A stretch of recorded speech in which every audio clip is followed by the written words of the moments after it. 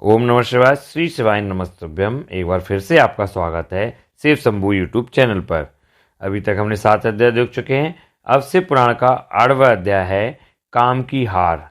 सूत जी बोले, हे ऋषियों, जब इस प्रकार प्रजापति ब्रह्मा जी ने कहा तब उनके वचनों को सुनकर नारद जी आनंदित होकर बोले, हे ब्रह्मांड, मैं आपको बहुत धन्यवाद देता हूँ कि आपने इस दिव्य कथा को मुझे सुनाया है।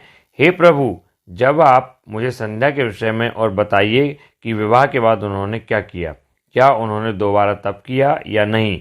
सूत जी बोले, इस प्रकार नारद जी ने ब्रह्मा जी से पूछा। उन्होंने यह भी पूछा कि जब कामदेव रति के साथ विवाह करके वहाँ से चले गए और दक्ष आदि सभी मुनि वहाँ से चले गए, संध्या की भी तपस्या के लिए वहाँ से चली गई, तब वहाँ पर क्या हुआ।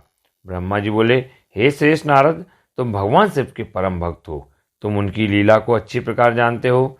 पूर्व काल में जब मैं मोह में फंस गया तब भगवान शिव ने मेरा मजाक उड़ाया, तब मुझे बड़ा दुख हुआ।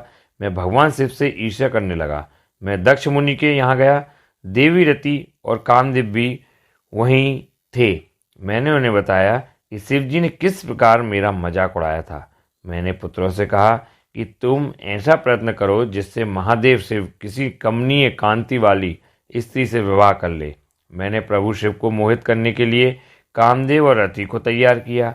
कामदेव ने मेरी आज्ञा को मान लिया। कामदेव बोले, हे ब्रह्मा जी, मेरा अस्त्र तो सुंदर स्त्री ही है, अतः आप भगवान शिव के लिए किसी परम सुंदरी की सृष्टि कीजिए। यह सुनकर मैं चिंता में पड़ गया। मेरी तेज सांसों से पुष्पों से सजे बसंत का आरंभ हुआ। बसंत और मलयानल ने कामदेव की सहायता की। इसके साथ कामदेव ने शिव जी को मोहने की चेष्टा की, पर सफल नहीं हुए। मैंने मरुत गणों के साथ पुनः उन्हें शिव जी के पास भेजा। बहुत प्रयत्न करने पर भी वे सफल नहीं हो पाए। अतः मैंने बसंत आदि सहचरों सहित रति को साथ लेकर शिव जी को मोहित करने को कहा। फिर कामदेव प्रसन्नता से रति और अन्य सहायकों को साथ लेकर शिव जी के स्थान को चले गए। तो ये 7वां अध्याय में काम की हार बताया गया है, जैसे कैसे कामदेव की हार होती है। तो ये 8वां अध्याय था जिसमें कामदेव की हार के बारे में बताया गया है। अब हम आगे 9वां अध्याय देखेंगे। ओम नमः शिवाय, श्री शिवाय नमस्तुभ्यम।